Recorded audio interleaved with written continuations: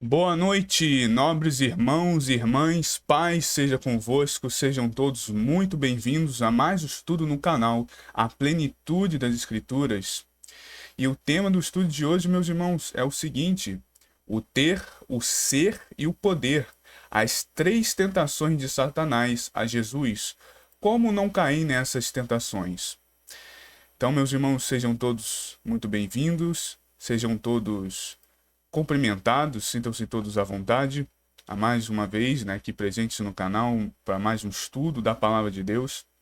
E peço por gentileza que os irmãos possam deixar o vosso like, possam compartilhar, né, esse estudo em suas redes sociais, aonde os irmãos puderem e quiserem. E também, né, depois, após o término desse estudo, se os irmãos puderem deixar um comentário, seja o que for, né, um amém, um glória a Deus, ou seja, que os irmãos sentirem, né, do estudo, se tocaram os seus corações, o que aprenderam, meditaram. Isso ajudará muito na ampliação da divulgação desse estudo, né, na plataforma do YouTube, e também terei, né, todo o prazer de poder estar interagindo com os irmãos e lendo os seus comentários, certo? Então, meus irmãos, o tema de hoje, eu acho que é um tema muito interessante, que é referente àquelas três tentações que Satanás fez ao nosso Senhor Jesus Cristo no deserto. E eu simplifiquei aqui como o ter, o ser e o poder. E por quê, né? Porque quando nós lemos aqui, eu vou ler esse ocorrido, esse episódio, ele está tanto em Mateus 4, capítulo 4, e Lucas, capítulo 4 também.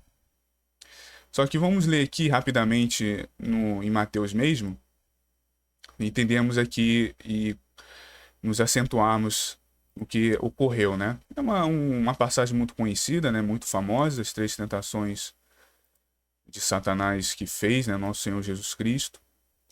Então vamos aqui rapidamente fazer a leitura, que diz o seguinte: Então foi conduzido Jesus pelo Espírito ao deserto para ser tentado pelo diabo. E tendo jejuado 40 dias e 40 noites, depois teve fome. E chegando-se a ele o tentador, disse: Se tu és o filho de Deus, manda que essas pedras se tornem em pães.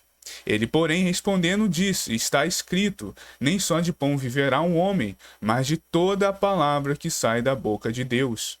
Então o diabo transportou a cidade santa e colocou sobre o pináculo do templo. E disse-lhes: Se tu és o filho de Deus, lança-te daqui de baixo, porque está escrito que aos seus anjos dará ordem do teu respeito, e tornar-te-ão as mãos, para que nunca tropeceis com teu pé em alguma pedra. Aqui, né, Satanás citando o Salmo 91, né? E disse-lhes Jesus: Também está escrito: Não tentarás o Senhor teu Deus. E novamente transportou o diabo a um monte muito alto e mostrou-lhe todos os reinos da terra e a glória deles, e disse-lhes: Tudo isso te darei se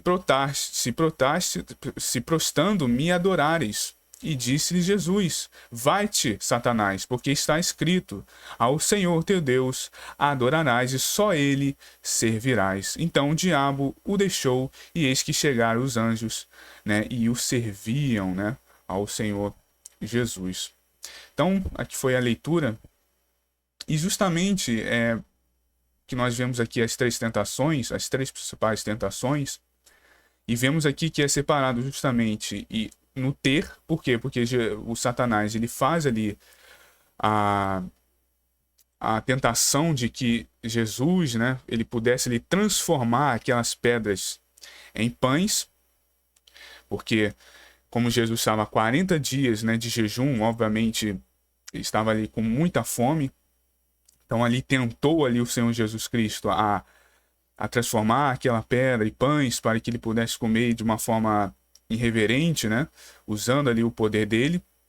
Então nós vemos aqui o ter, né? Ter aqueles pães. O ser, porque Satanás ele tenta falando, né? Se tu és o filho de Deus, lança-te daqui de baixo. Aí ele faz ali uma referência, né? Faz a citação de Salmo 91 e Jesus novamente retrunca, né? Responde, não cai nesse erro, citando também uma passagem bíblica, se não me engano, está em Deuteronômio, nós iremos ver aqui no estudo.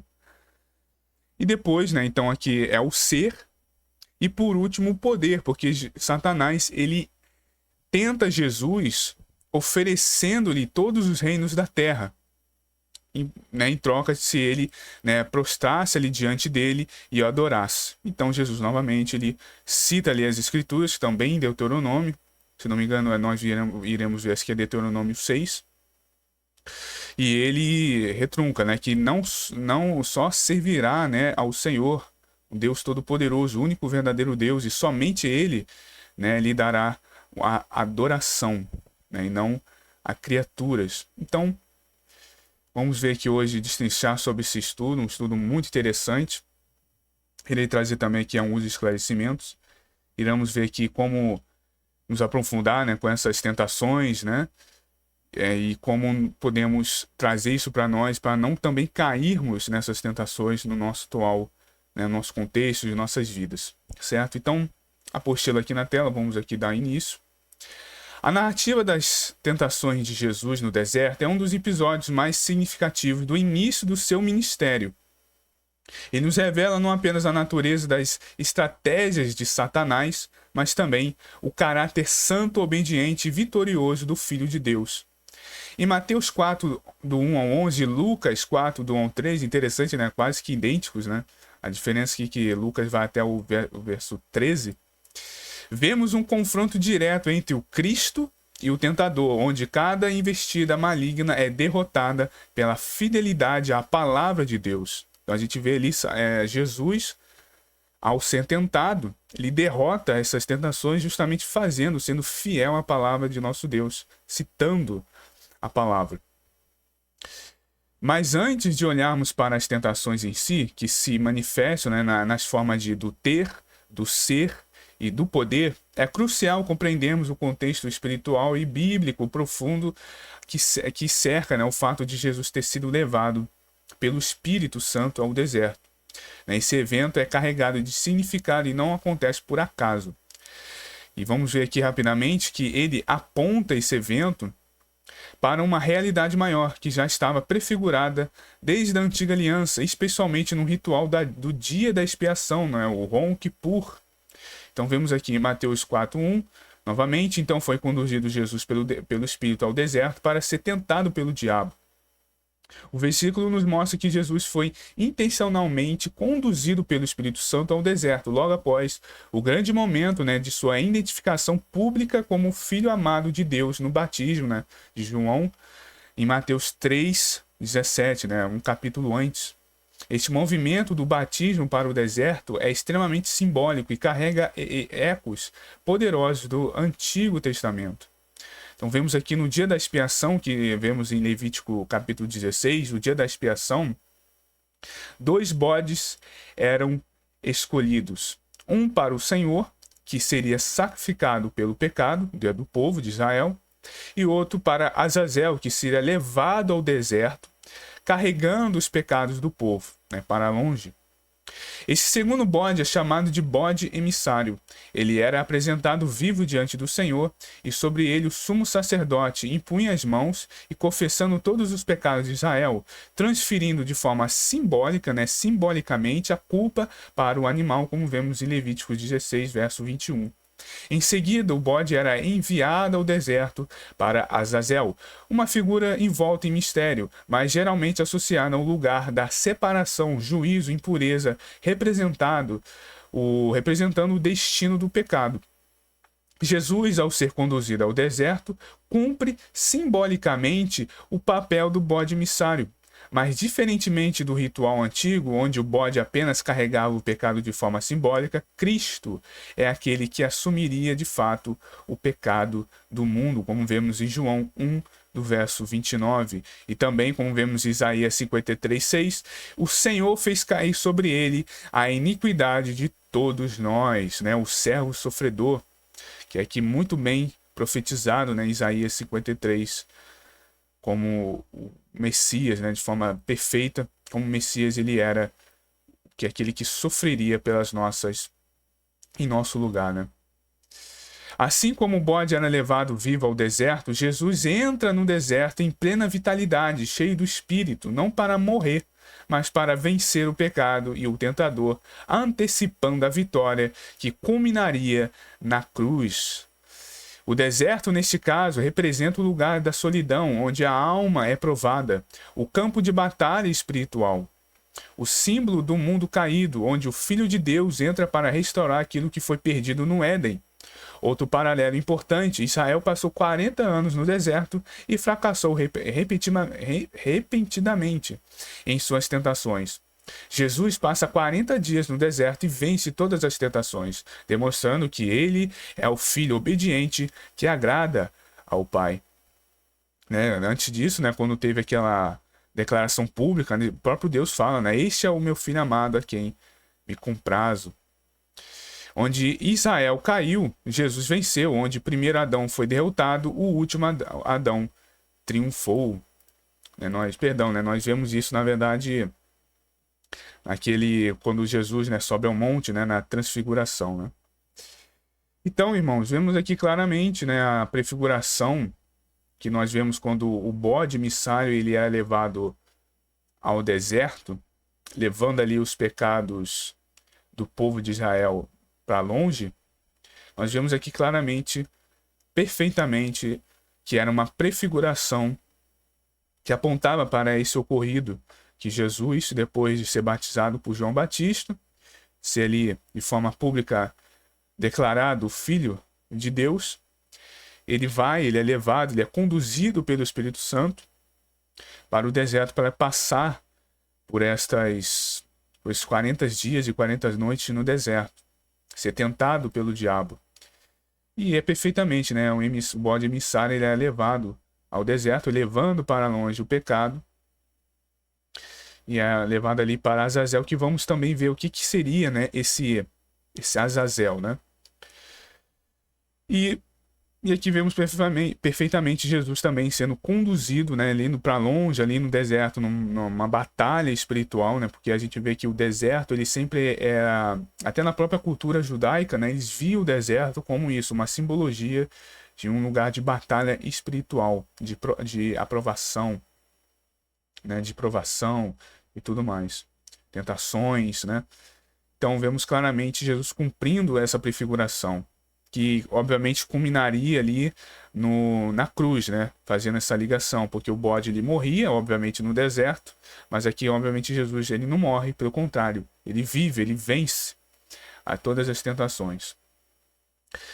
Então vemos aqui claramente a palavra de Deus se cumprindo de forma perfeita, e Jesus cumprindo também mais uma prefiguração, e as profecias, como vemos em Isaías 53:6. Então, irmãos, vamos aqui, eu queria trazer, antes de entrarmos no próprio assunto principal, do estudo, no tema principal, queria trazer aqui 3 esclarecimentos. E o primeiro deles é sobre uma pequena diferença que há entre as duas passagens de Mateus 4, dos versos 1 ao 11, e Lucas 4, do 1 ao 13. O interessante é perceber que há uma pequena diferença de ordem das tentações nas passagens de Mateus 4 e Lucas 4. Vejamos, irmãos, aqui, Mateus 4, do 1 ao 11, a ordem é transformar pedras em pão, como vemos, então, o ter, lança-se do pináculo, o ser, e adorar Satanás por poder, o poder. E a ordem em Lucas 4 é diferente, transformar pedras em pão, e a tentação do poder, que em Mateus é a última tentação, aqui é a segunda tentação. Ela vem antes do ser. Então vemos aqui a ordem do ter, do poder e do ser. Há uma pequena diferença nessa ordem. E por que há essa diferença, Então queria aqui esclarecer isso aos irmãos. Essa diferença de ordem nas narrativas é chamada de variação radicional. É uma redação teológica e faz parte de um campo da teologia bíblica chamada crítica redacional. E o que é essa crítica redacional? É um estudo de como é porque os evangelistas, que escreveram os evangelhos, organizaram os seus relatos de determinada maneira, com ênfase em suas intenções teológicas. Ou seja, Lucas não alterou a ordem por engano, mas com um propósito teológico e narrativo. E por que Lucas, né, ele mudou essa ordem? O foco é em Jerusalém. Lucas sempre coloca Jerusalém como centro teológico da sua narrativa. Por isso ele termina a tentação no templo, que ficava em Jerusalém, como vemos em Lucas 4, dos versos 19 ao 13. Pois por este local será o centro, será o central ao longo do seu evangelho e também em Atos, né? Nós vemos também em Atos sempre ali Jerusalém sendo ali o foco, né, dos acontecimentos. O templo é o lugar onde Jesus se revela, ensina e confronta.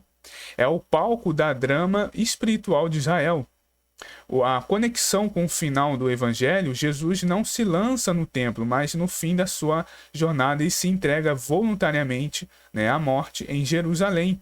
E ali Satanás volta a agir, como vemos em Lucas 23, Lucas 22, 3, com Judas, e Lucas 22, 53. Esta é a hora do poder das trevas, né? E também vemos o fator do clímax narrativo. Para Lucas, o ser, né, a identidade identidade messiânica, né, o Filho de Deus, é o ponto culminante da tentação. Isso amplia o peso da frase final: não tentarás o Senhor teu Deus, Lucas 4,12, que é onde Lucas encerra com a autoridade de Jesus prevalecendo. E por que só em Mateus 4 mostra Jesus repreendendo Satanás, né? Também outra diferença que nós vemos ali é a palavra repreensão direta, como arreda Satanás, aparece somente em Mateus 4,10, que Jesus diz, né, vai-te Satanás, indicando um comando autoritativo de expulsão. E Lucas vemos somente Jesus apenas cita a escritura, né, não tentarás o Senhor teu Deus, encerrando de forma serena e mais firme. Qual o propósito disso, né? Mateus enfatiza Jesus como um novo Moisés, né? Um mestre, o rei que expulsa o mal com autoridade. Tema importante em todo o evangelho de Mateus. Então vemos ali que Mateus ele coloca e dá essa expressão porque ele enfatiza Jesus como uma espécie de novo Moisés, que a gente sabe, né, que Moisés e tantos outros homens da antiga aliança também prefiguravam o Messias, né, o Senhor Jesus. E Lucas, por outro lado, destaca o poder da palavra em confronto com a tentação. Sem a expulsão verbal, Lucas enfatiza, ou seja, não que Lucas ele muda, mas ele enfatiza um Jesus cheio do Espírito, calmo e cheio de sabedoria, que vence o mal com firmeza escritural, com base nas Escrituras. Então, meus irmãos, vemos aqui claramente essa diferença. É uma diferença assim até pequena, né? Quando eu estava lendo essa passagem, esses dois versos, para meditar, né? Pensar no estudo, eu vi essa diferença assim interessante, né? Aí eu estudei, né?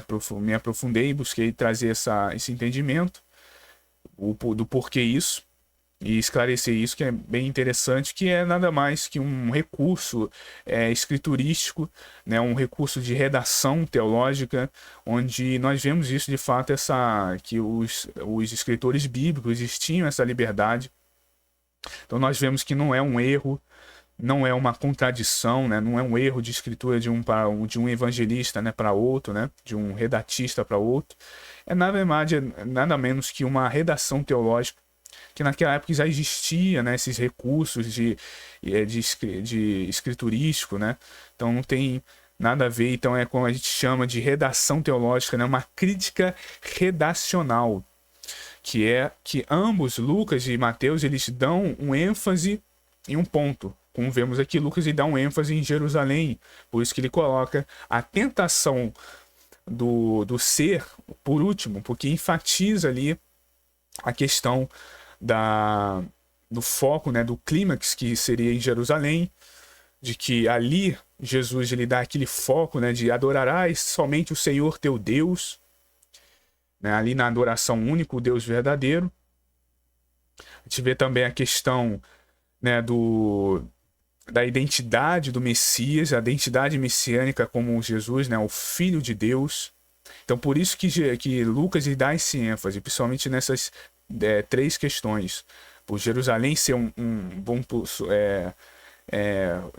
fazer a questão aqui como um personagem, né, muito importante, né, na história ali onde acontece as maiores ali, o clímax, né, narrativo dos evangelhos, culmina, né, em Jerusalém. Então o Jerusalém fica como uma espécie de personagem, né, muito importante nessa história, e também nessa identidade messiânica do Jesus como, né, um Messias verdadeiro, Filho de Deus. Então Lucas ele dá esse ênfase, por isso que ele bota a tentação do ser por último, e Mateus ele bota do poder por último, para dar um ênfase também na questão da adoração também ao único e verdadeiro Deus. E nessa questão também a gente vê somente em Mateus essa repreensão, né, que Jesus faz a Satanás também, porque Lucas ele enfatiza né, ou seja, ele dá mais foco, mais ênfase, né, num Jesus mais calmo, cheio do Espírito, que responde, né, ao mal, às trevas, ali representada pela pessoa, né, do diabo, com a Escritura, e Mateus lhe dá ali o foco de Jesus, mostrando Jesus mais de autoridade, né, como, né, o rei, o mestre, o novo Moisés, aquele que libera, né, o Filho de Deus, que responde a Satanás com autoridade, né, saia, né, afaste de mim, arreda-te de mim, Satanás. Né, é parecido até quando ele repreende, essa frase até parece quando Jesus ele repreende, né, o discípulo, né, Pedro, quando ali ele fala, não, mestre, você não precisa ser levado à morte, né, não precisa morrer. Aí ali Jesus ele repreende, né, que Pedro ali estava meio que sendo usado pelo mal, né. Então, arreda de mim, Satanás, porque você não conhece, né, as coisas de Deus, né. Então, quis trazer rapidamente esse esclarecimento. Espero que os irmãos tenham compreendido, né, ter ficado claro essa questão. E o segundo esclarecimento é o que significa Azazel.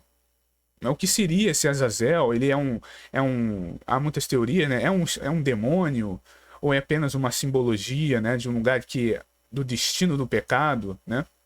Um lugar de afastamento, de trevas, de distância, né? Então vamos aqui, a palavra Azazel aparece apenas em Levítico capítulo 16 e tem gerado debates, né, exegéticos ao longo dos séculos. O termo hebraico usado, né, temos aqui a palavra hebraica, Azazel, pode ser interpretada de diferentes formas. Então vemos aqui a etimologia e possíveis significados. O nome próprio de um ser demoníaco, né, no deserto, alguns que levantam o significado seriam de fato um ser demoníaco, né? Alguns estudiosos e tradições judaicas interpretam Azazel como o nome de um ser espiritual maligno, possivelmente um demônio do deserto. Essa leitura se baseia no contraste entre para o Senhor e para Azazel em Levíticos 16:8, indicando dois distintos e personificados. O livro de Enoque, né, uma literatura apócrifa, mas influente na tradição judaica intertestamentária, identifica Azazel como um dos anjos caídos que ensinou a corrupção dos homens. Então nós vemos também nesse livro de Enoque que esse Azazel ele é citado, né, como um dos 200 anjos que corromperam, né, ensinaram corrupção aos homens, né. Lembrando, né, que esse livro é um livro apócrifo, então não é um livro que, na minha opinião, não é 100% confiável, né. Sinceramente, não é muito confiável esse livro. Eu sei que muitos gostam dele, né, muitos vejam até como uma espécie de autoridade, conforme a história, né, da antiguidade, né, da era pré-diluviana, mas eu só considero um livro com um valor histórico meramente, porque há muitas contradições, né, nesse livro. Pretendo até um dia, né, se assim Deus permitir, trazer estudo, né, explicando a respeito de Enoque, de como ele tem muitas irregularidades, né, com base de fato nas escrituras, né, na Bíblia. E outro significado, que é o que eu acredito que seja, é um lugar de separação, uma região inóspita, desértica. Outra interpretação entende Azazel como uma expressão que designa um lugar de completa separação ou remoção definitiva, ou seja, um deserto escampado, né, inabitável, onde o pecado é levado para longe do povo. Nesse sentido, para Azazel, equivaleria para o esquecimento ou para a remoção total do pecado. E também, né, por último, aqui a composição de raízes hebraicas, né, alguns estudiosos propõem que Azazel também vem da junção de duas raízes, né, que é es, que é bode, e azal, que é partir, embora isso reforce a ideia de que Azazel significa como um bode que vai embora, né, ou seja, um bode emissário, ou seja, referindo de fato ao bode. Apesar das teorias, o mais seguro dentro da exegese bíblica tradicional é entender que Azazel, de fato, como uma personificação do destino final do pecado, ou seja, é o lugar de separação definitiva fora da presença de Deus, onde o pecado é levado para longe do acampamento ou do povo. Então, ao meu ver, eu prefiro mais essa de forma como vemos até como vemos aqui na raiz, né, hebraica do nome, do próprio nome Azazel, que é es, que é bode, e Azal, né, que é partir, ou seja, o bode que parte, o bode que vai embora, seja, significar de fato o bode que vai embora, né, que era a função desse bode emissário, né, levar o pecado do povo de forma simbólica distante, né, para o deserto. Para si, Azazel seria exatamente isso. É Azazel como uma personificação do destino final do pecado, ou seja, para um lugar de separação definitiva, um lugar para longe da presença de Deus e do povo, que como Jesus fez, né? Jesus ele levou, né, o nosso pecado para longe, né, de nós, levando para o esquecimento eterno. Então eu entendo melhor como Azazel sendo um lugar de separação, não como uma entidade literal, né? E o terceiro esclarecimento, irmãos, é justamente essa questão, né, que muitos levantam. Jesus é o Cordeiro de Deus. Nós sabemos que Jesus é o Cordeiro de nosso Deus, que tira o pecado do mundo. Mas por que Jesus... vemos também essa simbologia do bode, né? Porque eu queria trazer essa questão, né, responder essa objeção, porque muitos opositores, como até aquele marcionitas, né, que é aquela seita antiga, né, desde do segundo século, que separa, né, de forma radical o Deus da antiga aliança para o Deus da nova aliança, né, que muitos pregam, né, que o Deus da antiga aliança seria diferente, é um outro Deus diferente da nova aliança, né, seria o diabo, uma heresia, uma blasfêmia terrível, né, que vemos até nesses últimos tempos essa seita, essa doutrina, ela pegou força, né, aqui na internet. E em certos grupos, né, que leiam a escritura sem considerar a unidade tipológica, eles rejeitam qualquer relação entre Jesus e o bode emissário, porque eles alegam que Jesus ele é o Cordeiro de Deus, que de fato é verdade, nós sabemos muito bem disso, e não o bode. Logo, né, não há ligação nenhuma, né, não há comparação com o ritual levítico do capítulo 16, né? Porque, olha, Jesus é o Cordeiro e não o bode. Então, como...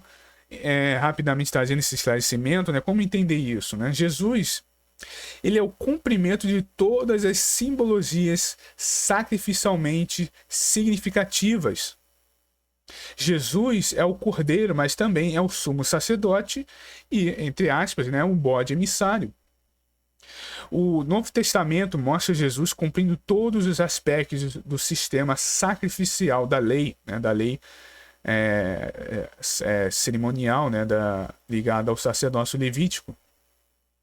Ele é o Cordeiro Pascal, como vemos em João 1:29, em 1 Coríntios 5:7. Ele é o sumo sacerdote eterno, como vemos em Hebreus 4:14, Hebreus 9:11.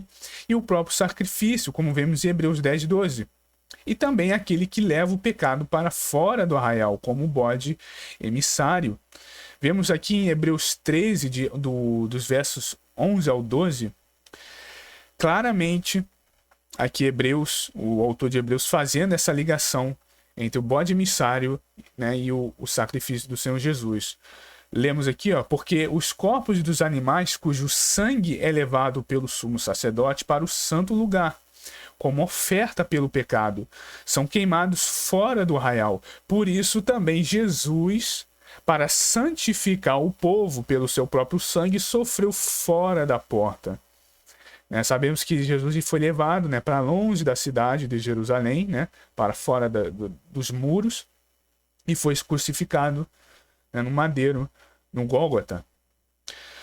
Então vemos aqui claramente o autor ele fazendo a referência, né, citando aquele ritual da antiga aliança, que claramente não há nem como refutar isso, porque os corpos dos animais cujo sangue é levado pelo sumo sacerdote para o santo lugar onde, né, onde era feita a oferta pelo pecado, né, são queimados fora do arraial.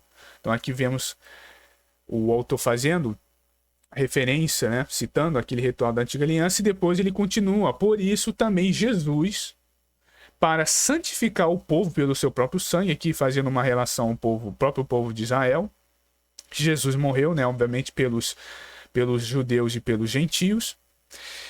Por isso também Jesus, para santificar o povo pelo seu próprio sangue, sofreu fora da porta. Então aqui fazendo, né, aqui o autor fazendo esse paralelo perfeito, que Jesus prefigurava esse ritual levítico da antiga aliança. Perfeito aqui. Da mesma forma que um animal ele era sacrificado pelo sumo sacerdote, pelos pecados do povo, e queimado fora do arraial, Jesus também, né, ele foi crucificado, ele morreu para santificar o povo pelo seu próprio sangue fora das portas de Jerusalém. Esse texto claramente ecoa a imagem do bode emissário, que não era morto, mas levado para fora do arraial, simbolizando a remoção do pecado. Jesus, da mesma forma, levou sobre si os nossos pecados e foi excluído do arraial humano, né? Foi crucificado fora da cidade para levar embora a nossa culpa. A tipologia bíblica ela é multifacetada. É essa grande questão que essas pessoas elas não entendem. Na Bíblia há a tipologia bíblica, que são essas figuras de linguagem, né? Jesus sendo o cordeiro, sendo o leão da tribo de Judá, ele é o bode emissário, né? Então nós vemos tudo isso. Jesus, né, nossa Páscoa. Então nós vemos essas tipologias bíblicas, só que ela é multifacetada. Tem múltiplas faces. Ela não é só ligada a um tipo só de tipologia, a uma só simbologia. Deus, ao longo das escrituras, utiliza vários tipos de figuras metafóricas para expressar verdades espirituais profundas, né, conforme as profecias, né, prefigurações.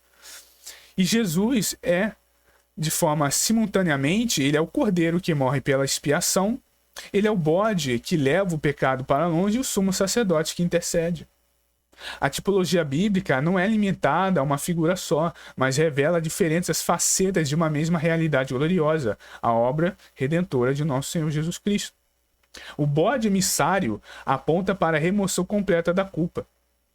Então, enquanto o cordeiro aponta para a morte substitutiva, como vemos em Romanos 5, né, ali que Paulo fala que Jesus morreu, né, em nosso lugar, pelo seu sangue, né, fomos reconciliados. Vamos ver aqui rapidamente. Vamos ver essa passagem aqui de Romanos 5, que Paulo fala claramente isso. Mas Deus prova o seu amor para conosco, que em Cristo morreu por nós, sendo nós ainda pecadores. Logo, muito mais agora, tendo sido justificados pelo seu sangue, seremos por ele salvos da ira, né, da ira de Deus. Porque nós, né, sendo inimigos, fomos reconciliados com Deus pela morte de seu Filho, e muito mais tendo sido reconciliados, seremos salvos pela sua vida. Né? Então ele continua aqui falando, né, somente isso, mas também gloriamos em Deus por nosso Senhor Jesus Cristo, pelo qual agora alcançamos a reconciliação. Portanto, como por um pecado, né, entrou o pecado no mundo, pelo pecado a morte, assim também, né, pelo Adão, né, por Adão entrou o pecado e a morte, e por um homem entrou, né, a vida, né? Foi pelo segundo Adão, Jesus Cristo. Então, é isso. Então vemos claramente aqui Jesus sendo esse bode emissário, o cordeiro, né, que aponta para essa morte substitutiva, né? Jesus ele morreu no nosso lugar, isso também está em Isaías, né, 53. E o bode emissário aponta para a remoção da condenação, como vemos em 1 Pedro, capítulo 2, verso 24, damos também uma olhadinha nesse verso. que é claramente, ó, elevando ele mesmo em seu corpo os nossos pecados sobre o madeiro, para que, mortos para os pecados, pudéssemos viver para a justiça, e pelas suas feridas fomos sarados. Aqui Pedro, né, fazendo referência a Isaías 53, né, pelas suas feridas, né, ataduras, né, nossas transgressões, né, esmagados por causa de nossas iniquidades, né. Castigo, né, que veio sobre ele nos trouxe paz.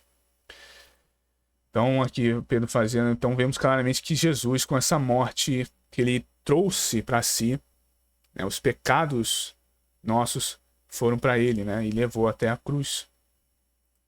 E também vemos em Colossenses 2:4, né, vemos ali aquela cédula, né, que era contra nós, que foi tirado, né, que era as leis cerimoniais, né, da antiga aliança, não a lei, né, de Deus, obviamente, não a lei de Deus, mas a lei, né, que era contrária a nós, né, na antiga aliança, ligada ao sacerdócio levítico, né, toda aquela questão.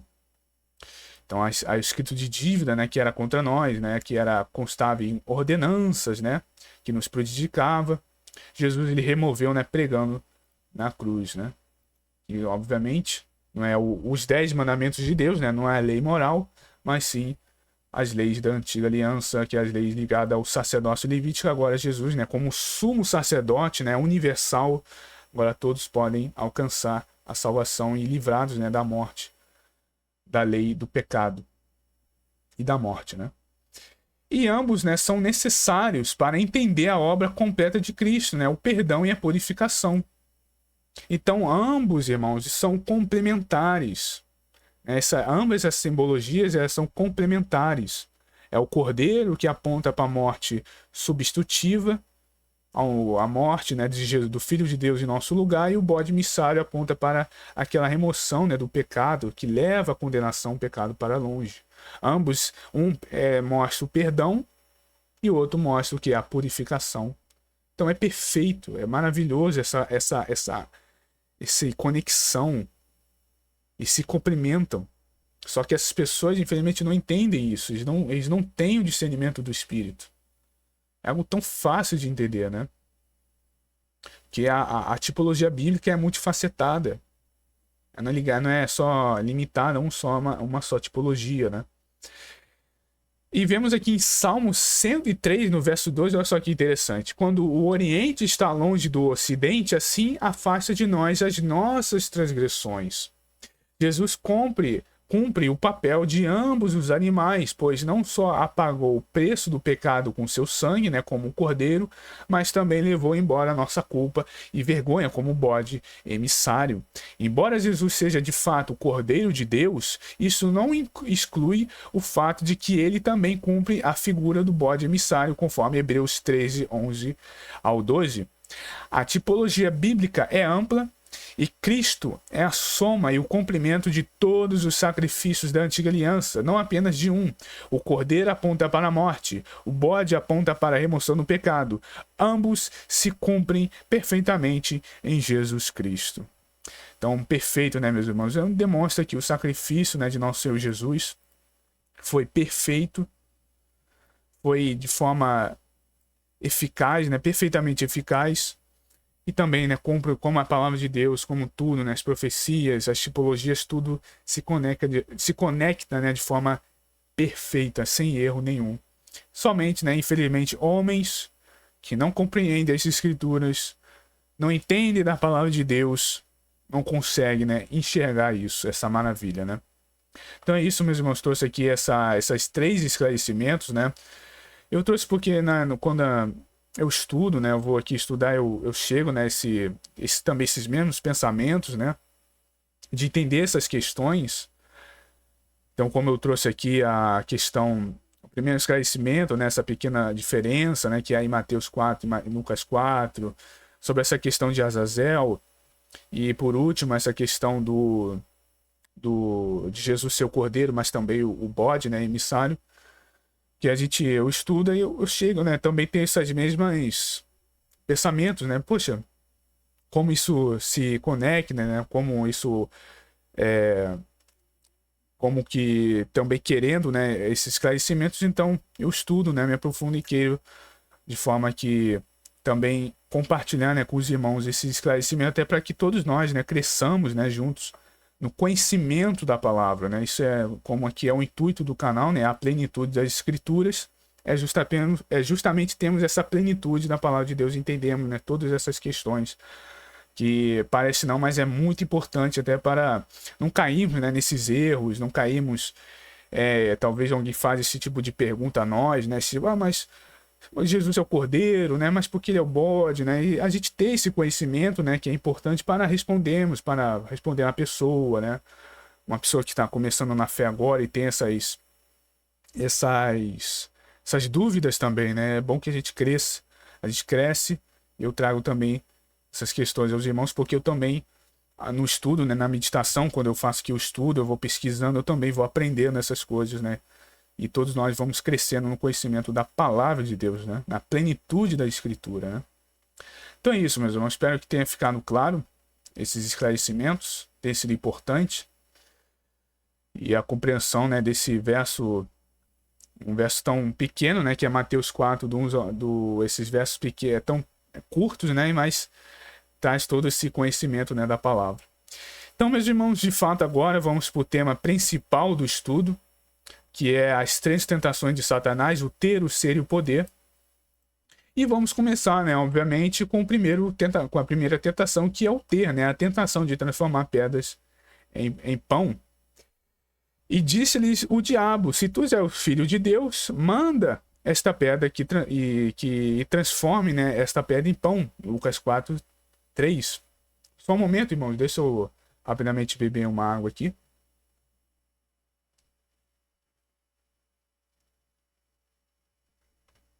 Então, Jesus estava com fome após 40 dias de jejum. Essa era uma necessidade real e legítima. Satanás então sugere, use o seu poder para satisfazer sua necessidade. Transforme essas pedras em pães. Aqui está o apelo ao ter, ao suprimento próprio, e é autocuidado, né, o autocuidado separado da dependência de Deus. A frase, se tu és o filho de Deus, pode ser lida também como já que és o filho de Deus, ou seja, Satanás não questiona a identidade de Jesus, mas tenta levá-lo a usá-la de fora da vontade de Deus, da vontade do Pai. Então vemos aqui muito interessante que aqui é uma exegese, né? Quando vemos aqui na questão do grego, vemos que Satanás ele não questiona a identidade de Jesus de fato. É meio que ele tenta fazer com que ele induz Jesus ao erro de levá-lo a usar essa identidade, né, esse poder que ele tinha, fora da vontade do Pai. Então, interessante que aqui ele não questiona a identidade de Jesus, mas tenta levá-lo a usar essa identidade, né, de forma errônea.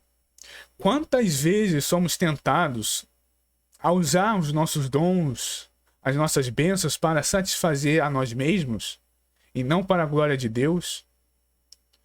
A tentação do ter é um convite ao viver de uma vida centrada no consumo, no conforto e na satisfação pessoal acima da obediência de Deus.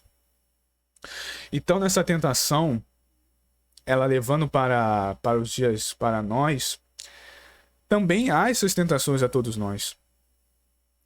Quantas vezes não vem uma tentação do ter, né, de nós usarmos um dom que nós temos, um talento, uma bênção,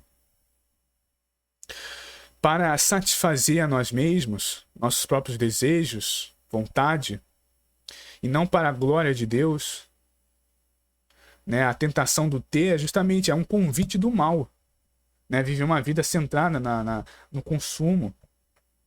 Então, olha só que interessante que, pegando isso para o nosso contexto, também, quantos nós já não sofremos dessa tentação, ainda vamos sofrer, estamos sofrendo isso, né? Então é isso, é a tentação de usar os dons que nós temos em prol da nossa própria glória. E justamente como Jesus ele faz, como o diabo faz aqui, ó, se tu és o filho de Deus, já que tu é o filho de Deus, ó, pega essa pedra aqui e transforma em pães. Ou seja, querendo induzir ali Jesus, fazer o uso ali do poder, né, que ele tinha, o poder de Deus, de forma longe da vontade do Pai. Não era da vontade naquele momento de ele comer alguma coisa. Era para estar ali em jejum. E aí imagina se Jesus fosse vaidoso, fosse orgulhoso, falar, eu sou o filho de Deus mesmo. Aí pegaria a pedra ali, transformaria em pão, né, faria ali um grande milagre, mas já cair no erro do diabo, a ceder à tentação. Então veja, isso aponta justamente também para o orgulho. A gente vai ver aqui que o orgulho, um dos principais fatores de Jesus não ter caído também nessas tentações é que de fato que Jesus ele era humilde. Ele mesmo falou, né, sejais como eu, né, porque sou humilde, manso de coração. Um dos principais motivos de Jesus não ter caído nessas tentações, ele tinha um coração completamente humilde, porque do contrário, se ele fosse orgulhoso, vaidoso, teria caído. Porque quando nós somos confrontados assim, né, muitas vezes, se tu és filho de Deus, né, se tu é crente mesmo, cristão, por que não faz isso, não faz aquilo? A gente é confrontado, desafiado a mostrar de forma sem propósito, de fato, para a glória de Deus, mostrar, né, o nosso dom, talento, uma bênção, né? Aquelas coisas, até mesmo quando a gente vê também isso muito no mundo, né? E a pessoa é desafiada a um duelo, né? Se tu é homem mesmo, então vem pra cima, vem me bater. A pessoa, às vezes, ali levada pelo orgulho, aí entra numa briga desnecessária, né? Porque a pessoa é levada ao ego, ao coração orgulhoso, aí acaba caindo num erro. Então vemos aí que iremos ver aqui claramente essa questão, que um dos pontos principais de Jesus não ter caído nisso foi que ele tinha um coração humilde. E a importância justamente de também termos esse coração humilde, essa humildade, para não cairmos nesse tipo de tentação. E Jesus, né, ele responde, né, está escrito, nem só de pão viverá um homem, mas de toda a palavra de Deus. Jesus ele cita Deuteronômio 8:3, afirmando que a dependência da palavra de Deus é mais vital que o alimento físico. Então, alimentar o espírito é mais importante até mais vital do que o alimento físico. Você está alimentando o espírito, está ali renovando, né, a sua comunhão com Deus. E como vencer nessa tentação do ter? Desenvolvendo um contentamento em Deus. Como nós vemos em Filipenses 4, do 11 ao 13, não estou dizendo isto porque esteja necessitado, pois aprendi a adaptar-me em toda e qualquer circunstância. Sei o que é passar necessidade, sei o que é ter fartura. Aprendi um segredo de viver contente em toda e qualquer situação, seja bem alimentado, seja com fome, tendo muito ou passado necessidade. Tudo posso naquele que me fortalece. Então vemos aqui também como vencer essa tentação do ter é o contentamento. Não caímos nesses erros do ter, justamente por estarmos contentes com o que Deus nos concede. Esse tudo posso naquele que me fortalece, muita gente usa, né, de forma fora de contexto nessa passagem, como tudo eu posso ter, né? Não é bem assim. É claro que Deus, se Ele quiser, Ele pode nos dar qualquer coisa, se for da vontade de Deus.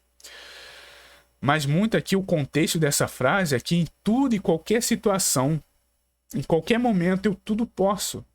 Eu posso passar por qualquer situação por meio daquele que me fortalece, justamente por Deus me fortalecer, por Deus suprir as minhas necessidades, eu posso suportar qualquer situação, seja ela agradável ou desagradável. Então, justamente naquele momento, Jesus ele estava nesse estado, mesmo 40 dias sem comer, né, um estado ali já crítico de fome. A gente sabe que quando passando ali mais de 3 semanas, um ser humano sem comer, ele começa já a perder muito peso. E o metabolismo, ele acelera muito, ele começa a consumir as energias do próprio corpo. Então Jesus ali estava, nossa, ele estava destroçado, ele estava extremamente acabado. Estava magro, provavelmente tinha perdido ali, talvez se bobear, uns 10 quilos. E mesmo assim ele não caiu nessa tentação, porque ele estava em espírito, extremamente nesse estado de contentamento. Obviamente, como eu vou aqui no estudo ele também dizer, ele era humilde, então não caiu nesse orgulho de querer demonstrar de forma soberba que era o filho de Deus e ali manifestar o poder ali, transformando aquelas pedras em pães ou em pão. Então ele estava ali perfeitamente nesse estado, como devemos também sempre estarmos para não cair nessa tentação que muitos podem nos oferecer. Usar nossos dons, talentos e bênçãos para satisfazer a nós mesmos, para nos amostrar. Nós vemos muito aí em muitos, infelizmente, até pastores, pessoas aí ligadas à cristandade, né, em igrejas, que gostam muito de se exibir, né, com os dons deles, se exibir com seus talentos, se exibir com as suas bênçãos. Olha o que eu tenho. Né? Justamente de uma forma, às vezes, muito irreverente, desnecessária. Para quê? É para glorificar a Deus? É para dar um bom testemunho, né? Um testemunho para fortalecer a fé da igreja? Não. Às vezes é só para se mostrar. E a gente, às vezes, pode cair nesse erro. A gente está à mercê deste erro. Nós também não somos, né, absolutamente perfeitos. Podemos cair nesse erro se nós não vigiarmos e não temos atenção a isso. E outra forma de vencer o ter é confiando em Deus e que proverá tudo no tempo certo. Como vemos em Mateus 6,33, na própria citação, né, do próprio Senhor Jesus, naquela Sermão do Monte. Busque, pois, em primeiro lugar o reino de Deus e a sua justiça, e todas essas coisas lhe serão acrescentadas. Lembrando que nem tudo que desejo, todo desejo é legítimo, deve ser satisfeito fora da vontade de Deus. Então também outro buscando que Deus ele proverá tudo no tempo certo. Jesus ele tinha essa confiança. Ele estava passando por aquele momento ali de jejum, de escassez, mas ele sabia que no tempo certo ele iria ali suprimir, né, suas necessidades ali seria suprimida. Como até vemos aqui no próprio versículo, em Mateus, vemos que depois que ele foi tentado, os anjos apareceram para o servi-lo. Vamos ver aqui, ó, no verso 11, então o diabo o deixou, né, deixou Jesus, né, parou de tentá-lo, e eis que chegaram os anjos e o serviam. Então ali os anjos vieram e serviram ao Senhor Jesus ali, ajudando ele naquele momento, que provavelmente ele estava muito fraco, né, tá necessitando de ajuda. Estava longe, né, de ajuda humana, né. Então ali Deus ele chegou e de forma milagrosa, ele proveu, né, ali ao Senhor Jesus a ajuda. Então Jesus tinha essa confiança. E lembrando também algo muito importante, como eu coloquei aqui, lembrando que nem todo desejo legítimo, ou seja, até um desejo lícito, deve ser satisfeito fora da vontade de Deus. A gente vê muitos exemplos disso. Num relacionamento amoroso, né?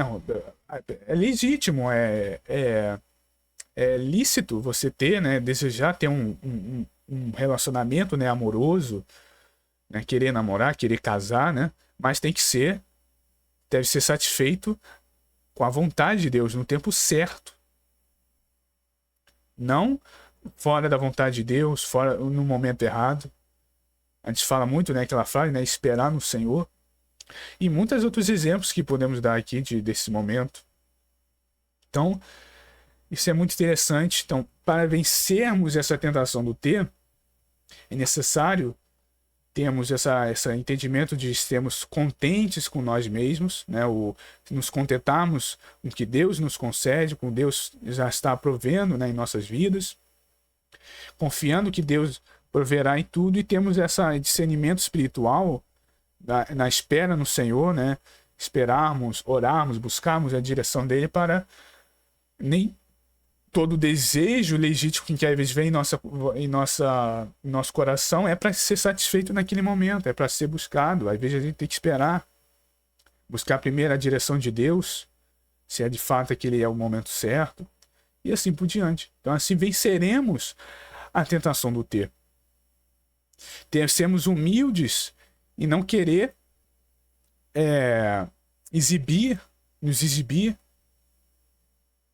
né? Como vemos aqui, Satanás ele não questionou a identidade de Jesus, ele questionou e quis levar, induzir o erro a usar aquela identidade dele, aquele poder que ele tinha, de forma errada, fora da vontade do Pai. Então veja como que são as coisas, né? Então muitas das vezes também somos induzidos, às vezes vem o mal querer nos induzir a isso, querer nos levar e usar nossa identidade como filhos de Deus, né, em Cristo, de forma soberba, querer se amostrar, usar um talento nosso de forma soberba, uma bênção, um dom e assim por diante, para satisfazer o nosso próprio ego. E Jesus, como ele passou por ele venceu essa tentação com esses princípios, né, da palavra de Deus e sendo humilde. Então essa primeira tentação vencemos dessa forma. A segunda tentação, o ser, é a tentação da identidade e da exibição, que também até tem algo parecido com o que eu falei aqui anteriormente, né? Se tu és o filho de Deus, lança-te daqui de baixo. Lucas 4, do 9 ao 11. Satanás agora leva Jesus ao pináculo do templo e sugere, prove que você faça algo espetacular, mostre a sua identidade ao mundo, né? Como Satanás estivesse falando isso para Jesus. Esta é a tentação do ser. Prova o valor buscando reconhecimento e usar a espiritualidade como vitrine. Então vemos aqui primeiro o ter, que é justamente ter algo fora, né, da vontade de Deus, fora do momento, né, da vontade de Deus, que também combina um pouco nesse também da identidade, né, de querer se amostrar, então mostrar que tem algo fora, longe da vontade de Deus, no momento errado e de forma soberba, e aqui o ser, provar que tem valor, buscar um reconhecimento, né. Satanás cita, né, o Salmo 91 fora de contexto, sugerindo que Deus protegeria Jesus mesmo que ele se lançasse de forma irresponsável. Então a gente vê isso também, né? Satanás ele tenta tirar ali de contexto o Salmo 91, sugerindo, né, que Deus o protegeria, né, o Senhor Jesus mesmo que ele se lançasse ali de forma totalmente imprudente, suicida, né, praticamente, né? É a tentativa de usar a promessa de Deus de forma presunçosa, testando os limites do cuidado divino. Isso revela uma forma disfarçada de orgulho espiritual, exigir de Deus uma manifestação que satisfaça a vaidade humana.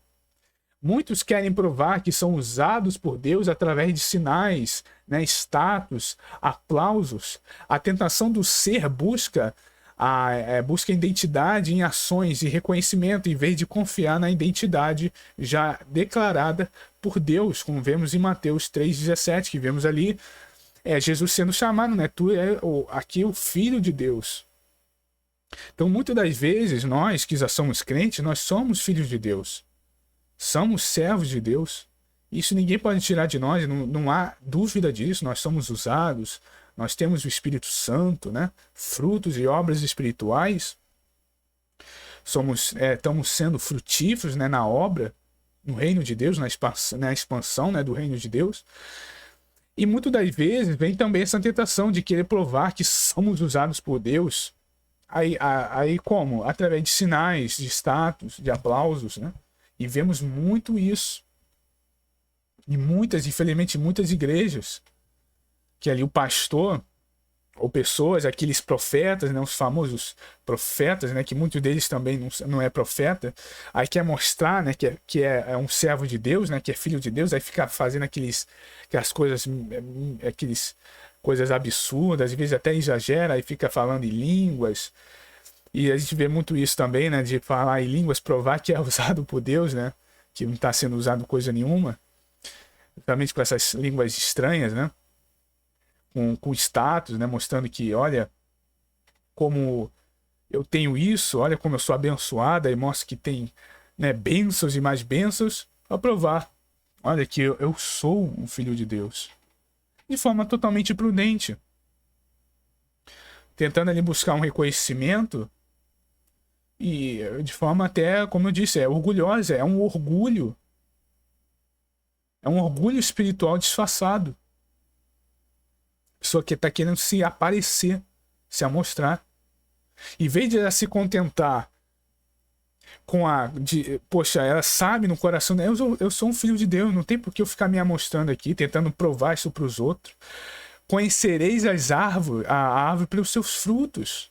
As pessoas irão reconhecer você, eu e todos nós, como filhos de Deus, através de nossos frutos. Naturalmente as pessoas irão reconhecer, irão ver em nós que nós de fato somos filhos de Deus.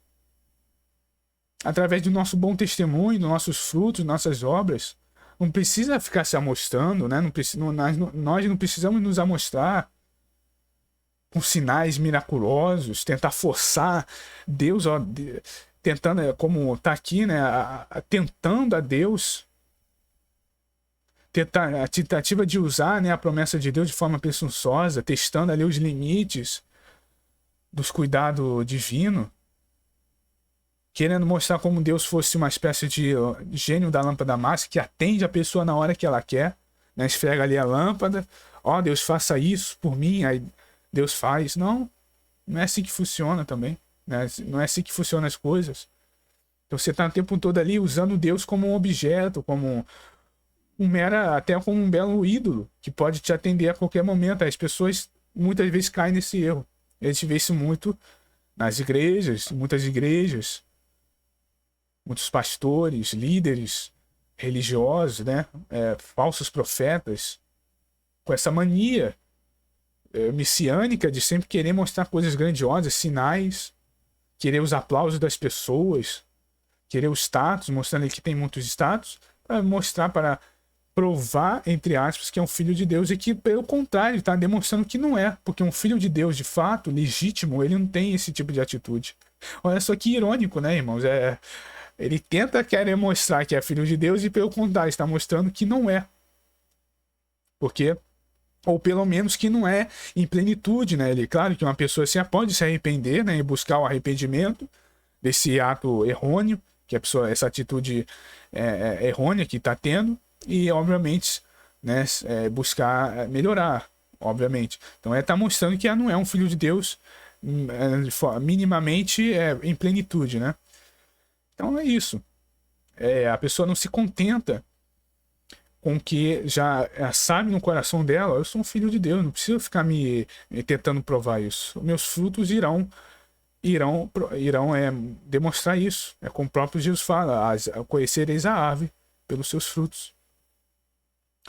E aqui Jesus justamente estava contente naquele momento. Ele sabia, eu sou um filho de Deus, não sei por que eu ficar aqui tentando a Deus os limites do cuidado do eterno. Então nós vemos aqui a resposta de Jesus. Também está escrito, não tentarás o Senhor teu Deus. Jesus deu uma resposta ali firme. Jesus cita Deuteronômio 6:16, lembrando que a fé verdadeira não exige espetáculos, pirotecnias, né?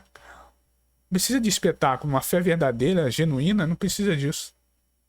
E como vencer a tentação do ser? Afirmando sua identidade em Cristo. Mesmo que ninguém veja, mesmo que ninguém te, ali à primeira vista, reconheça, né? Ali no seu íntimo, no seu secreto. Portanto, se alguém está em Cristo, é nova criatura. As coisas antigas se passaram e eis que surgiram novas coisas. 2 Coríntios 5:7. Vivendo em humildade. Como eu tinha falado, né? Justamente por Jesus, ele não caiu nessas tentações porque ele era humilde. Porque, do contrário, ele teria caído na soberba de querer se amostrar, de mostrar que ele tinha, né, o poder para transformar aquelas pedras em pães. E ele era o filho de Deus, então teria se jogado ali do pináculo praticamente numa missão, né, num ato suicida. Então é isso. E vivendo em humildade, sem precisar se exibir. Como vemos em Filipenses 2, onde ali Paulo ele fala, né, que Jesus mesmo sendo em forma de Deus, ou seja, sendo ali como um representante de Deus, ele não quis se comparar ao Pai. Ele foi humilde. Ou seja, ele não quis se exibir. E no fundo ele foi altamente exaltado. A gente vê ali, né? Foi colocado um nome sobre todo nome, onde todo joelho se dobrará nos céus, na terra e debaixo da terra. Né? Os anjos, como vemos em Hebreus 1 e 2, né? Que os anjos agora estão a serviço do Filho de Deus. É o único nome pelo qual os homens são dados, né? Debaixo dos céus, pelo qual os homens são salvos, né? Como vemos em Atos 4. Né, os homens aqui na terra, né, se dobrarão diante dele na sua vinda, e a igreja, né, que todos nós nos reverenciamos, né, o Senhor Jesus, e debaixo da terra, né, como uma simbologia até de que os poderes, né, mais baixos das trevas também se ajoelharão, né, diante dele, né.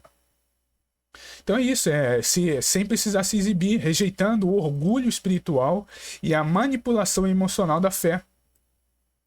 Nessa fala do diabo, vemos também o perigo do mal, como o mal ele usa, né, da palavra de Deus. Até o próprio Satanás cita as escrituras sagradas fora de contexto para enganar. E vemos também, então, esquisito, né? Satanás ali, ele cita o Salmo 91 fora de contexto para induzir Jesus ao erro. E é justamente o que nós vemos hoje em dia. Muitos usando as escrituras fora de contexto, isolando versículos, para induzir milhares de pessoas ao erro, a falsas doutrinas, né, a falsos ensinamentos. Ou seja, é literalmente uma estratégia diabólica.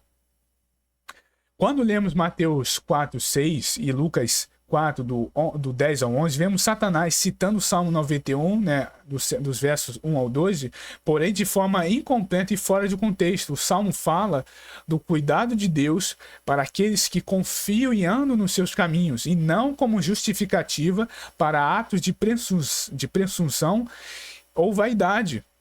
Ao omitir o contexto, Satanás torce o sentido original das Escrituras para tentar induzir Jesus ao erro. Isso mostra que até o diabo conhece a Bíblia, mas para enganar.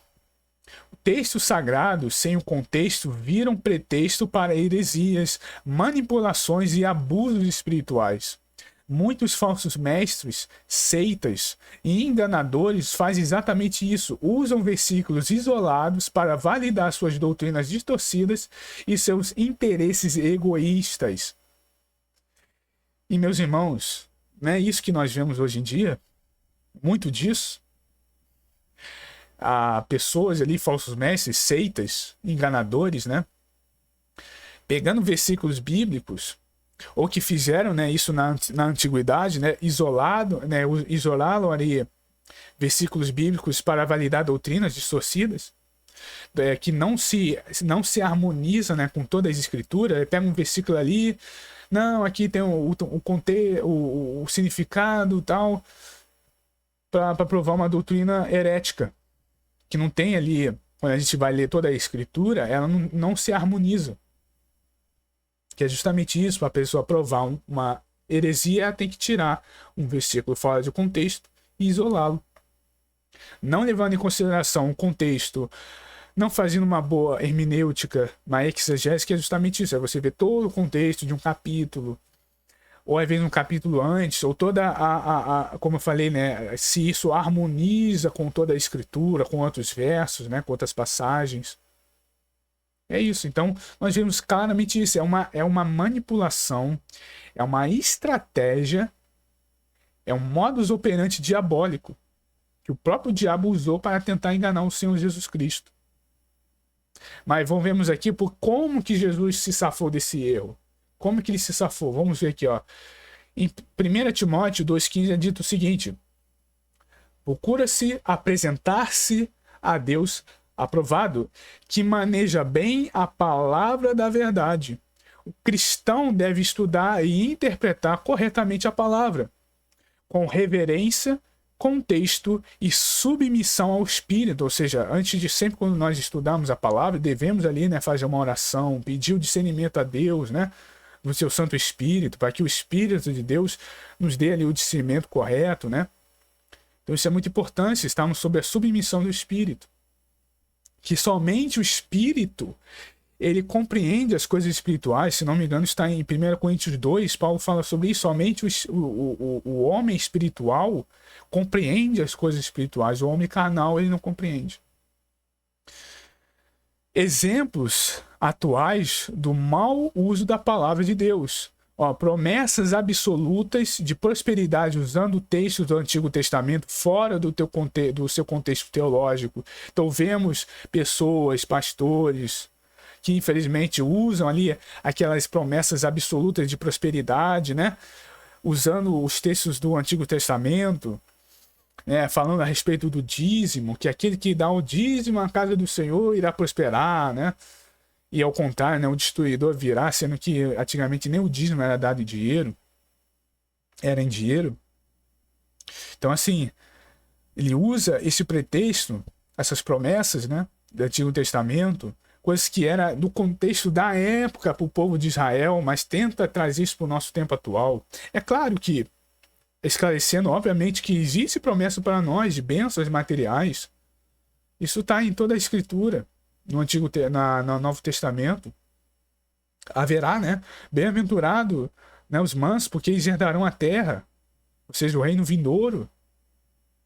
É claro que tem bênçãos materiais, promessas, né, que Deus irá nos fazer. O próprio Senhor Jesus, né, em Mateus 6 fala, né? Buscai primeiro o reino de Deus e a sua justiça, as demais coisas vos serão acrescentadas, né? O de comer, o de beber, o de vestir. E tantas outras coisas, mas muitos tiram, às vezes, promessas que eram para o Antigo Testamento, que eram para o povo, e tentam trazer para o nosso atual contexto.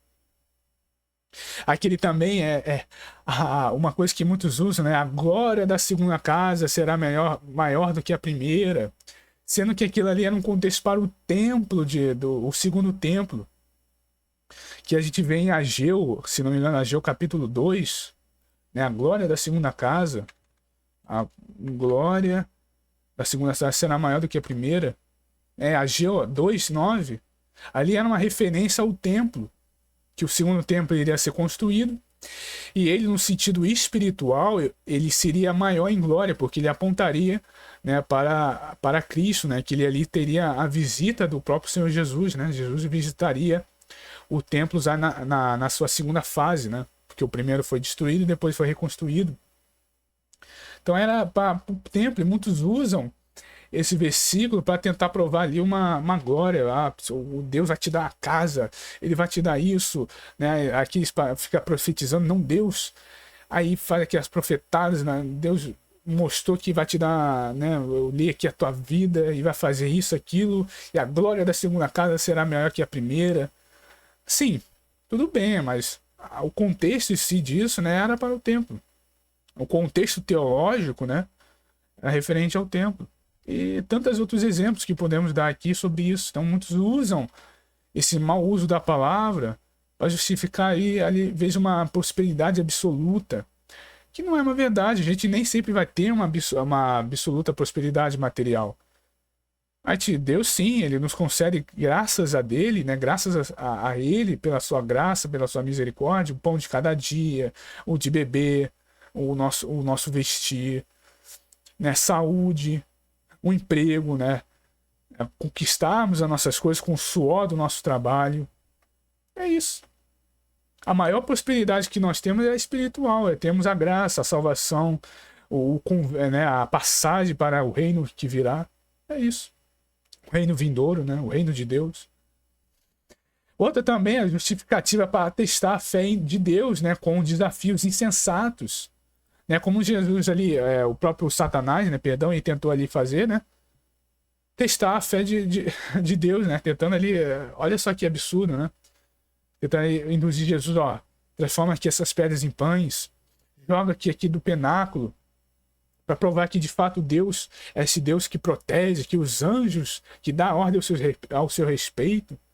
Então muitos usam também textos para essa justificativa insensata, que tá tentando a Deus. Isso daí Deus deixa Deus extremamente irado. A ordem, o mandamento é claro. Não tentarás o Senhor teu Deus. Então isso é grave. E também ensinos que negam o sofrimento cristão, ou a cruz, usando o texto de bênção de forma seletiva. Então também vemos a mesma coisa. Pessoas que negam o sofrimento cristão. A vida do cristão é feita de desafios. Negam a cruz, o negar-se a si mesmo, usando ali textos separados. Muita gente usa muitos salmos, né? Ali para uma forma de bênção seletiva, que também é errado. Às vezes também a gente tem que ver sempre o contexto, né? Ali não pode também usar de forma assim tão sem reverência à palavra de Deus. Então, meus irmãos, devemos aqui usar a palavra de Deus de forma sensata. Isso é muito importante. A palavra de Deus, ela é o manual da vida, ela é a palavra viva e eficaz. Então, é isso. Então, vemos justamente essa questão, a usar promessas absolutas de prosperidade, né, com o uso do Antigo Testamento, sem um contexto adequado. Justificativa para testar a fé em Deus com desafios insensatos e ensinos que negam o sofrimento cristão na cruz. Usando ali de bênçãos, né, seletivas.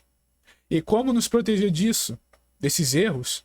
Estudando a Bíblia com profundidade, não apenas versículos soltos, conhecendo o contexto histórico, literário, teológico, estando firmado, olha só que interessante, em mestres fiéis a essa doutrina, evitando interpretações isoladas e sensacionalistas.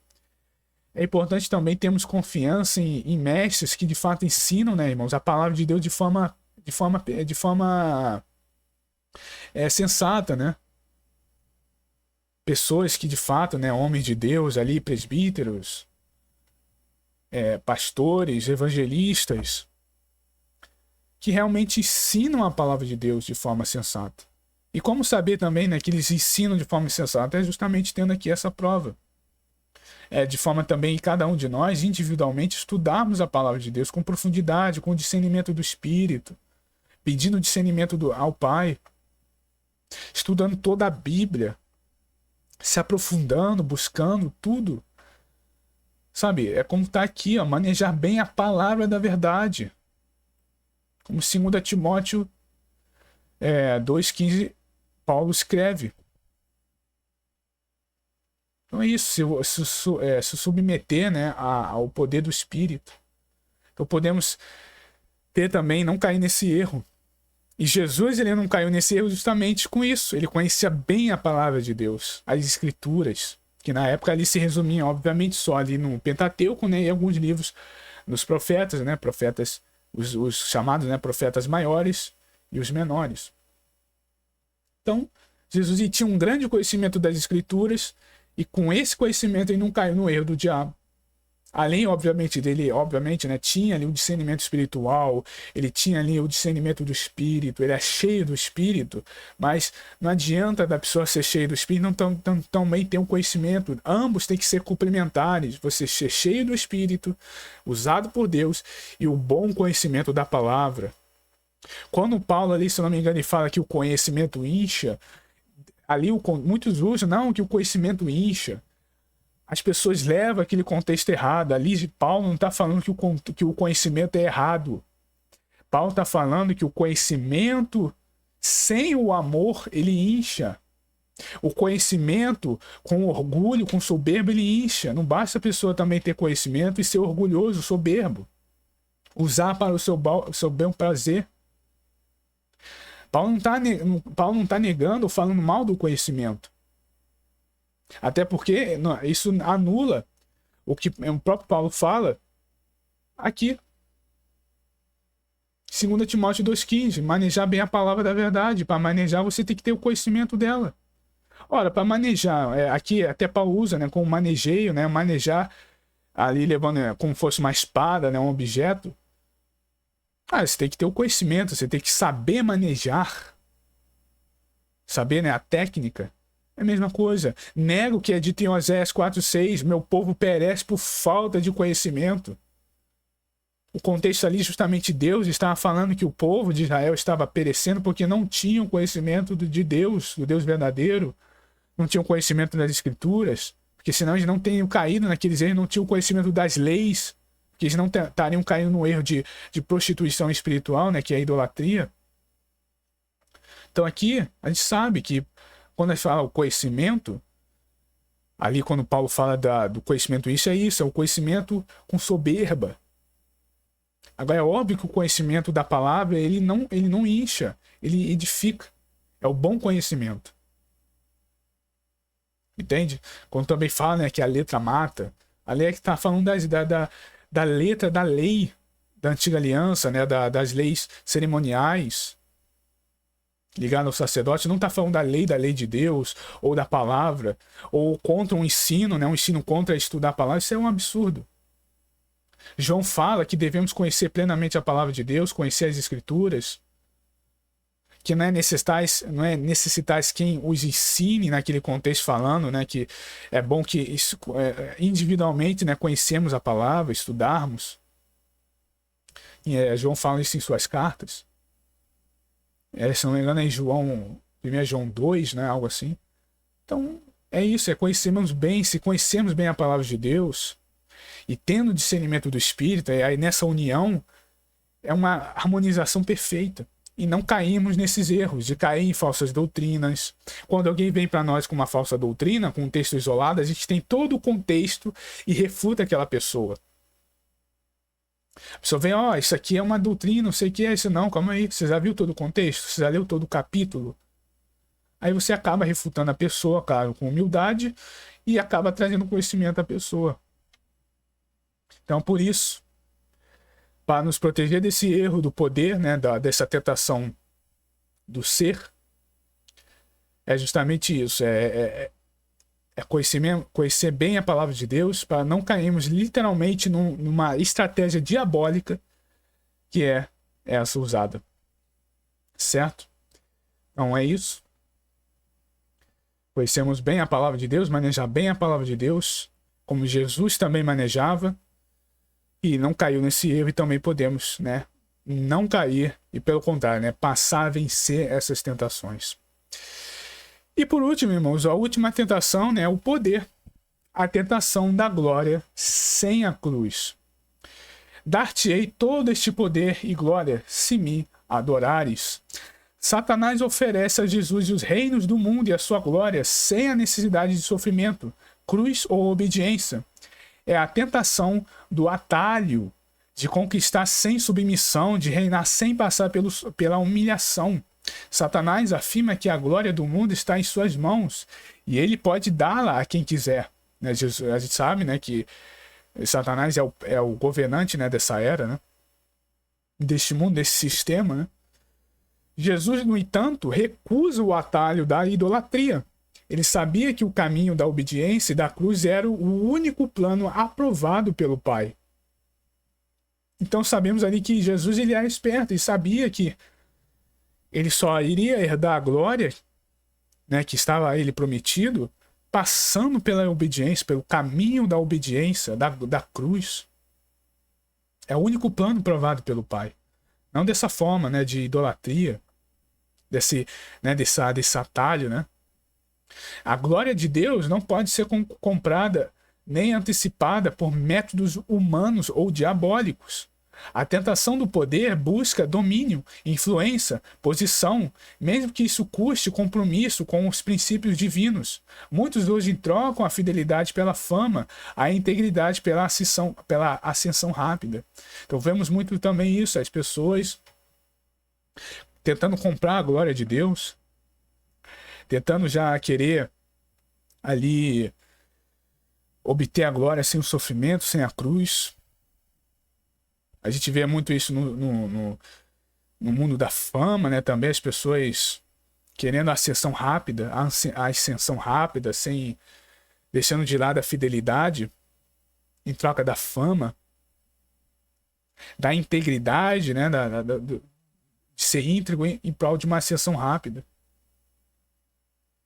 Então a gente não pode tentar buscar esses atalhos. A gente sabe que há uma glória à nossa espera, uma promessa da glória. Só que para conquistarmos isso, temos que passar por esse caminho da obediência, o caminho da cruz, de negar a si mesmo, não querer buscar um atalho. Então vemos aí métodos humanos, métodos de homens, métodos diabólicos, para tentar comprar, antecipar a glória de Deus, as bênçãos. A pessoa veio de esperar no Senhor, de esperar que Deus a abençoe, ela busca a sua própria bênção, buscando outros meios humanos e até tanto quanto ilícitos para buscar, para obter as bênçãos. Não espera no Senhor, espera o momento certo. Essa tentação do poder é isso. Em busca de domínio, de influência, de posição. Mesmo que isso até custe, né? Jogue no lixo princípios eternos, divinos. Então é isso aí. A resposta de Jesus foi isso: ao Senhor teu Deus adorarás, e só a ele servirás. Jesus cita novamente Deuteronômio 6,13, reafirmando que o culto e o serviço pertencem exclusivamente a Deus. E como vencer a tentação do poder? Rejeitando atalhos antiéticos e alianças com o mundo, como vemos em Tiago 4,4. Vamos dar uma olhadinha nesse versículo, Tiago 4, verso 4. Vemos aqui, Tiago fala: adúlteros, vocês não sabem que a amizade com o mundo é inimizade com Deus? Quem quer ser amigo do mundo faz-se inimigo de Deus. Então essa é a comunhão. O que é ser amigo do mundo, né? O que é esse mundo? Eu já até expliquei isso numa pregação aqui no canal. Se não me engano, foi sobre o caminho estreito, né? Que é trilhando o caminho estreito. Uma pregação de um mês atrás que eu falei, né? Eu expliquei sobre essa questão do mundo. Que o mundo é isso, né? Você tem vários sentidos, né? E um desses sentidos é o sistema que nós estamos colocados, né? O sistema, né? O mundo em si, a Terra, né? É o sistema. Então quem faz inimizade com esse sistema, né? Com as coisas corruptas deste mundo, com o pecado, e faz inimigo de Deus. Então é isso, um dos sentidos é fazer alianças, né, antiéticas com o mundo, lembrando que o verdadeiro poder e a submissão vem da vontade do Pai, como vemos em Mateus 6:39. Perdão, Mateus 26:39. Vamos dar uma olhadinha aqui também nesse verso. Que é Jesus falando, ó. Indo um pouco mais adiante, prostou-se com o rosto em terra e orou: meu Pai, se for possível, afaste-me este cálice, contudo não seja como eu quero, mas sim como tu queres. Então Jesus aqui se submetendo à vontade do Pai, pedindo discernimento ao Pai, submissão a Deus. Então como vencer? Rejeitando atalhos antiéticos, estar submisso à vontade do Pai, e abraçando o que? A glória futura que Deus dará aos fiéis, e não a glória passageira do mundo, como vemos em Romanos 8:18. Vamos também ver essa passagem. Vamos ver aqui rapidamente. Fala, ó. Porque para mim tenho por certo que as aflições deste tempo presente não são para comparar com a glória que há em nós, que em nós há de ser revelada. Que maravilha. Então é isso. Então como vencer essa tentação do poder? É rejeitando os atalhos antiéticos e alianças com o mundo, lembrando que o verdadeiro poder está em se submeter, né, à vontade do Pai por completo, e abraçando a glória que há, a glória futura que Deus dará aos fiéis, e não é deste mundo atual. Esse mundo é passageiro. Deixa eu só beber mais um pouco de água aqui, irmãos.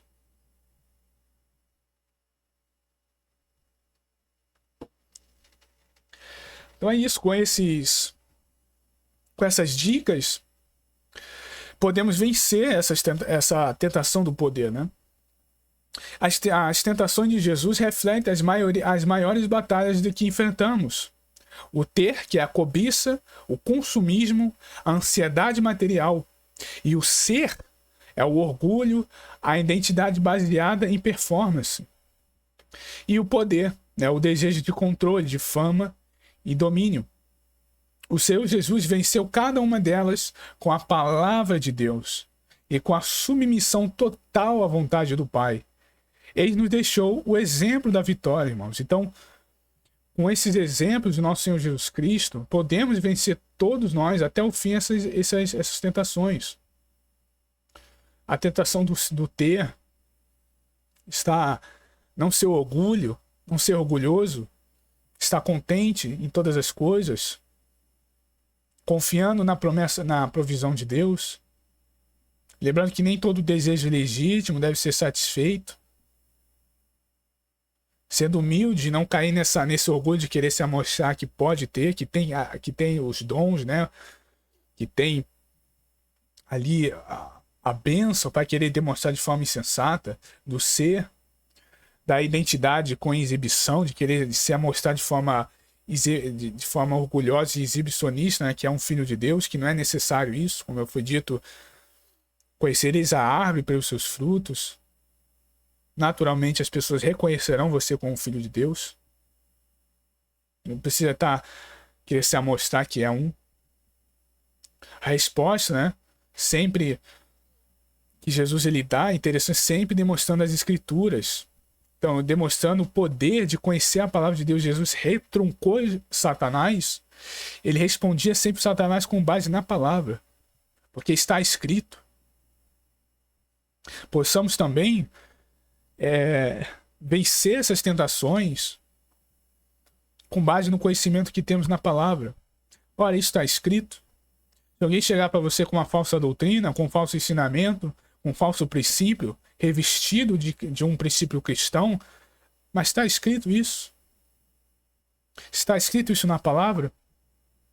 Está claro na Bíblia? Está em harmonia com outros textos bíblicos? Com a doutrina, com toda a plenitude, né? com o total de todas as escrituras? Está escrito, né? Então assim a gente passa por essas tentações, refutando, com conhecimento da palavra, refutando essas objeções, né? Esses enganos. Então Jesus nos deixou o perfeito exemplo. E como vemos em Hebreus 4,15, porque não temos um sumo sacerdote que não possa compadecer-se de nossas fraquezas, porém um que, como nós, em tudo foi tentado, mas sem pecado. Olha só que maravilha. Aqui Jesus, né, falando que como nós, Jesus como um de nós, em tudo ele foi tentado, mas sem pecado. Ele venceu todas essas tentações. Então, dessa forma também, né, possamos, usando esse exemplo do Senhor Jesus, nos preenchendo do Espírito, possamos vencer isso. Conheça, ame a palavra de Deus. Jesus venceu dizendo, está escrito. Seja cheio do Espírito Santo. Ele foi conduzido ao deserto cheio do Espírito. Ou seja, ele foi conduzido à tentação. Ele foi levado ali para o ambiente de batalha cheio do Espírito. A gente só vai vencer as tentações, as provações, irmãos, se estarmos cheios do Espírito. E para isso nós temos que ter a comunhão com Deus, né? Oração, jejum, leitura da palavra e assim por diante. Então amemos a palavra de Deus. Em que sentido? Ler, estudar, se aprofundar, meditar na palavra de Deus. Jesus ele venceu assim, porque ele tinha um conhecimento, era cheio do Espírito. E lembre-se que a verdadeira glória está no caminho da cruz e não no caminho, não no atalho, não no jeitinho, está no caminho da cruz, negando-se a si mesmo, no sacrifício, né, no serviço a Deus, que aí está a glória. Deus exaltará os que se humilham o que se humilham diante dele, que se dobram os joelhos diante dele. Amém, meus irmãos? Então, esse foi o estudo de hoje. Que a graça de nosso Deus, né, a paz de nosso Senhor Jesus Cristo seja convosco.